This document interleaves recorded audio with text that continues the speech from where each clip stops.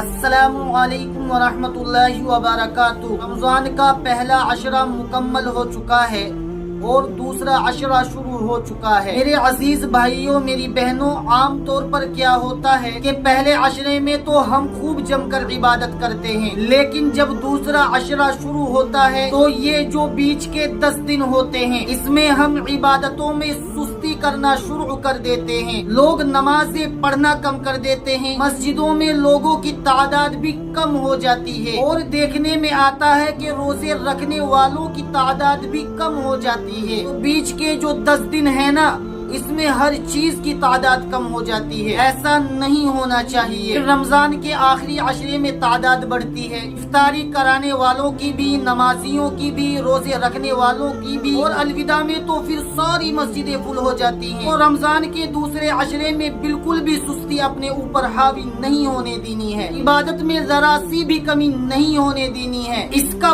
پکا ارادہ کر لیجئے اور 3 کاموں کی خوب کثرت شروع کر دیجئے رمضان کے دوسرے عشرے میں، اور یہ 3 کاموں کی کثرت رمضان کے پورے مہینے میں، رمضان مکمل ہونے تک ان 3 کاموں کی پابندی اپنے اوپر ہم اور آپ لازم کر لیں۔ وہ 3 کام کون کون سے ہیں؟ نمبر 1، قرآن مجید کی تلاوت۔ قرآن مجید کی تلاوت میں کوئی بھی کمی نہیں ہونی چاہیے، اور قرآن مجید کی تلاوت میں کمی نہیں آنی چاہیے بلکہ بڑھوتری ہونی چاہیے۔ تھکائے قرآن مجید کی تلاوت کرنے میں اپنے آپ کو۔ قرآن مجید کی تلاوت کے ساتھ ساتھ 1-2 رکوع روزانہ ترجمے کے ساتھ بھی پڑھنے کی کوشش کیجیے کہ ہمارا اللہ ہم سے کیا کہتا ہے۔ بات سمجھ آ رہی ہے؟ تو پہلا جو کام ہے وہ ہے قرآن مجید کی تلاوت۔ دوسرا کام ہے دعا۔ قرآن کریم میں اللہ تعالیٰ ارشاد فرماتا ہے، ادعوا ربکم تضرعا وخفیا، تم اپنے رب کو پکارو گڑ گڑا کر، اور کیسے؟ چپکے چپکے۔ رمضان کے مہینے میں دعاؤں کا بڑا اہتمام کرو۔ ایک ہوتا ہے کہ افطار میں ہم نے دعا کر لی، یہ تو دعا ہم لوگ کرتے ہی ہیں رمضان کے مہینے میں۔ کوئی ایک ٹائم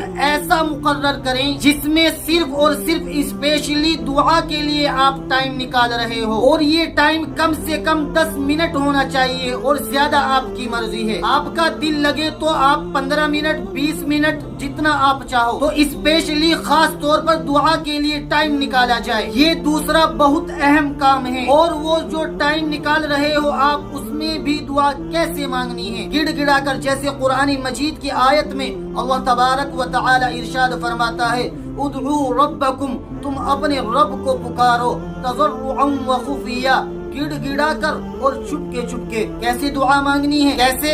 آپ گڑ گڑا رہے ہو اللہ کے سامنے، اور دل سے آپ مانگ رہے ہو اللہ سے، آپ رو رہے ہو، آپ دل کی باتیں اللہ سے کہہ رہے ہو، اور اس کے لیے بیسٹ ٹائم ہے تہجد۔ تہجد میں نہیں اٹھ سکتے تو سونے سے پہلے تنہائی میں بیٹھو اور 10-15 منٹ کے مجھے بس اللہ سے مانگنا ہے، خاص طور پر دعا کے لیے ٹائم نکالو۔ آپ سمجھ رہے ہو؟ تو دوسرا اہم کام جو رمضان مکمل ہونے تک ہمیں اب کرنا ہے وہ ہے دعا۔ دعا کے لیے خاص ٹائم نکالیے، خواتین بھی مرد حضرات بھی۔ اور تیسرا کام ہے درود شریف کی کثرت۔ یہ رمضان ہمیں کیوں ملا ہے؟ ہمارے آقا کے صدقے میں۔ اگر حضور صلی اللہ علیہ وسلم روزے نہ رکھتے تو یہ روزہ صرف اور صرف ہمارے لیے بھوکا پیاسا رہنے کے برابر ہوتا۔ ہمارے نبی نے نماز پڑھی ہے تو یہ نماز پڑھنا ہمارے لیے عبادت بن گیا ہے۔ اگر ہمارے نبی ہمیں یہ اتنے پیارے پیارے اعمال، اتنے خوبصورت کام، اللہ کو راضی کرنے والے کام نہ بتاتے تو ہم تو دنیا میں بھٹکتے رہتے، گمراہ ہوتے ہم تو، ہمیں پتہ ہی نہیں چلتا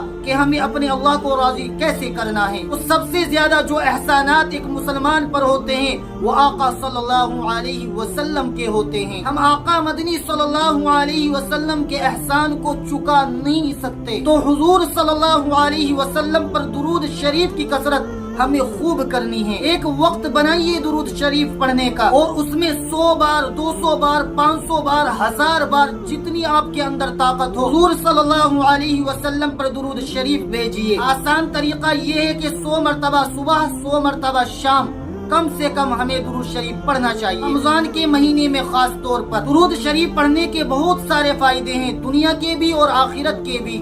تو درود شریف کی کثرت خوب کرنی چاہیے ہمیں۔ تو 3 کام ہیں جو رمضان کے اب دوسرے عشرے میں ہمیں شروع کر دینا ہے، اور رمضان ختم ہونے تک یہ 3 کام ہمیں پابندی سے کرنے ہیں۔ نمبر 1، قرآن مجید کی تلاوت۔ نمبر 2 دعاؤں کے لیے خاص ٹائم، اور نمبر 3 درود شریف کی کثرت۔ اس ویڈیو کلپ کو شیئر کریں، دوسروں تک پہنچائیں۔ السلام علیکم ورحمۃ اللہ وبرکاتہ۔